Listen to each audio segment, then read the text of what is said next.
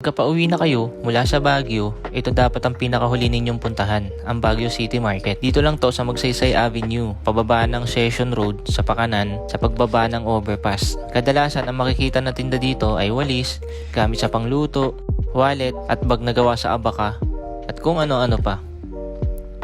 Bumili kami ng sandok, 50 pesos ang pair. At gawa daw ito sa kahoy na matibay, yung anahaw.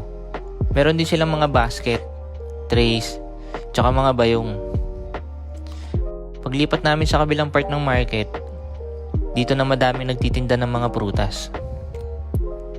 May apple, orange, longgan, chico, avocado, peras, grapes.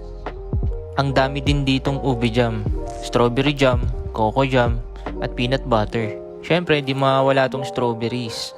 Meron silang tig 100, 150, 200, and 300 pesos. Per pack nga pala ang bentahan dito. At may mga nakita din akong organic blueberries. Aba, bumili din tayo niyan.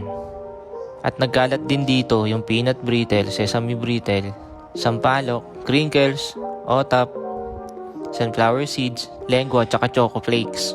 At ito nga pala yung mga prices nila. Isa to sa mga masasarap na dapat nyong bilhin.